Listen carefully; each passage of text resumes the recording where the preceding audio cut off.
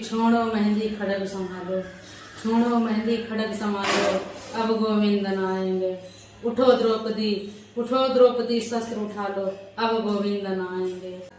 नमस्कार साथियों, आज के समय में जो हो रहे हत्याकांड है, जो हो रहे रेप कांड है, इस पर कुछ पुष्पमित्र जी की कुछ लाइनें हैं।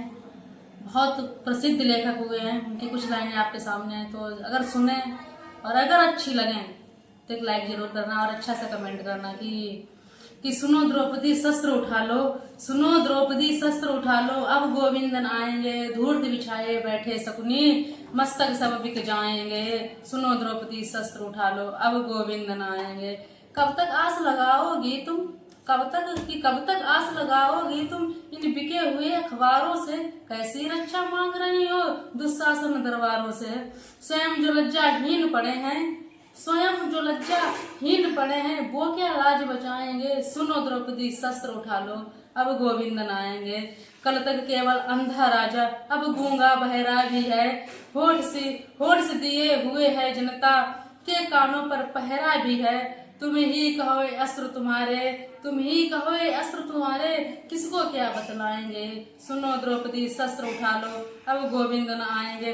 तुम सृष्टा पालन करता, तुम हुई शारदा विष्णु प्रिया, अब मान तभी बच पाएंगे।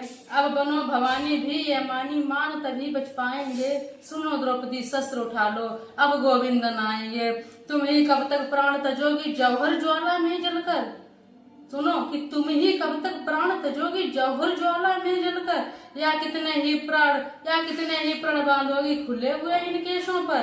प्रण साधे ये केस तुम्हारे भीम कहाँ से लाएंगे? सुनो द्रौपदी शस्त्र उठा लो, अब गोविंद न आएंगे। धरती बनकर पाले सागर और पार्वती को गोद लिया, जग को अमृत दिया सदा ही, स्वयं गर्भ का भोग किया। अब प्रलय करो संधान ये वसुधा, बंद तभी खुल पाएंगे। सुनो द्रौपदी शस्त्र उठा लो, अब गोविंद न आएंगे। और पृथ्वीराज रासो की भी एक लाइन है इसमें कि जिसकी बिटिया सुंदर देखी तापई जाय धरी तलवार। लेकिन आप लोगों से निवेदन है कि ये ना कहें कि जिसकी बिटिया सुंदर देखी तापे जाए धरी तलवार।